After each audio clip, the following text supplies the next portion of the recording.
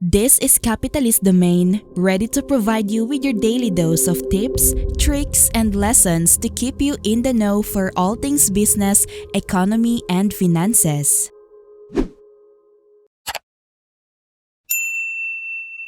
Let's say you're a successful entrepreneur now. What lessons could have made your initial foray into the business world much easier? There is always a first time in everything, and it's always daunting, especially if you don't have any experience at all. You might try to read books, ask for help from others, or just decide to wing it and hope everything works out. That might be confusing, and you're bound to make mistakes if you don't know how to be adequately prepared. Today, we're changing that with this video and giving you 10 lessons to prepare you better and make you a great entrepreneur.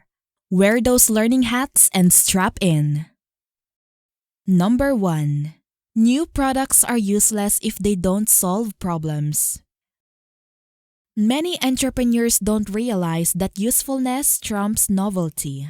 So don't focus on the novelty of the product you're selling. Instead, focus on its usefulness.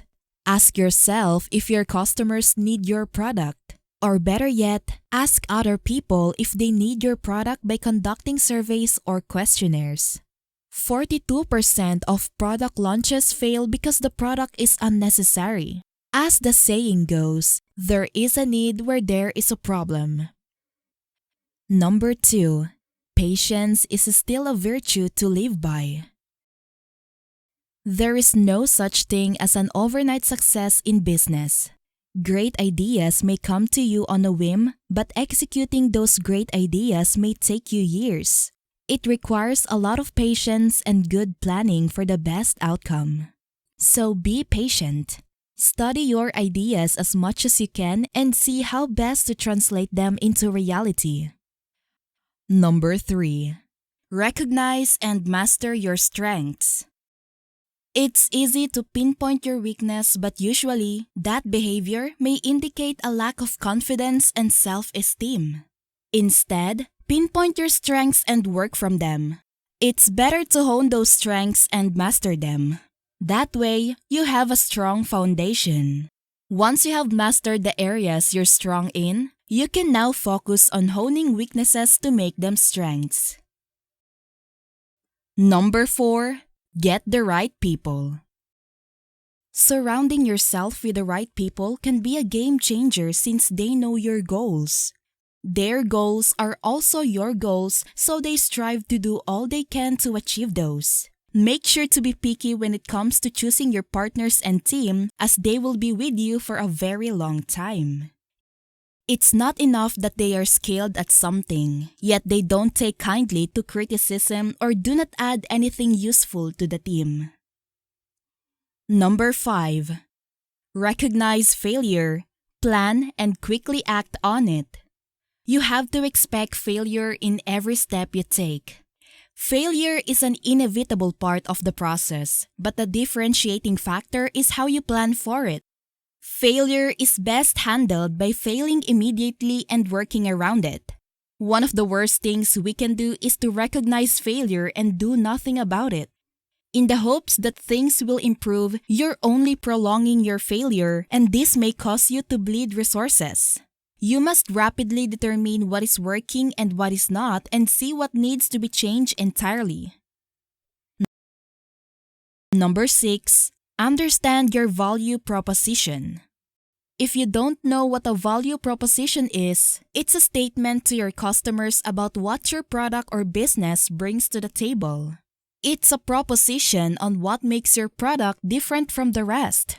If your customers understand or know what you're selling and your unique offering, it makes it easier for your product or business to get off the ground.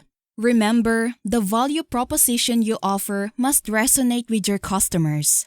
If they don't, then maybe it's best to consider going back to the drawing board and assessing your business. Number 7. Know your customer. Understanding your value proposition means that you identify who your customers are. Knowing your target audience is one of the most important considerations before launching your business. Whatever marketing you plan to do will keep your customers engaged.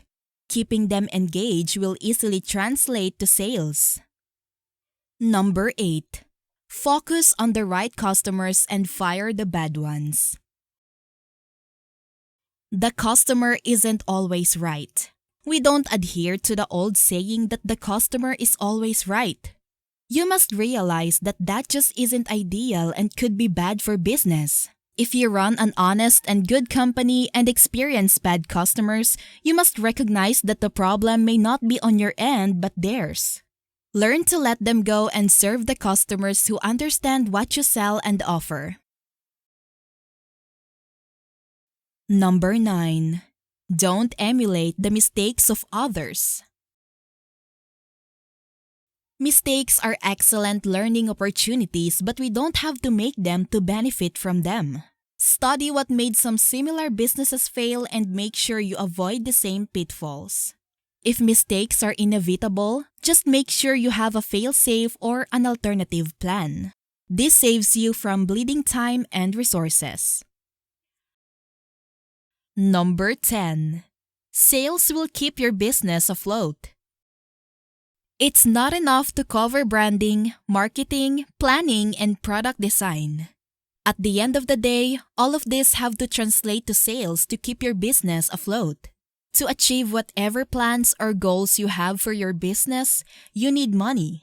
To make money, you need sales. It's not easy to be an entrepreneur, especially if it's your first time. The best preparation for any undertaking is learning what you can. This is precisely why we have this guide to help you take those baby steps in achieving your business goals. What do you think of these 10 lessons you wish you knew as an entrepreneur? Can you add more to this list? Let us know in the comments below. Like this video and subscribe to our channel so we can keep providing you with the best tips, lessons, and learnings for your business and financial needs.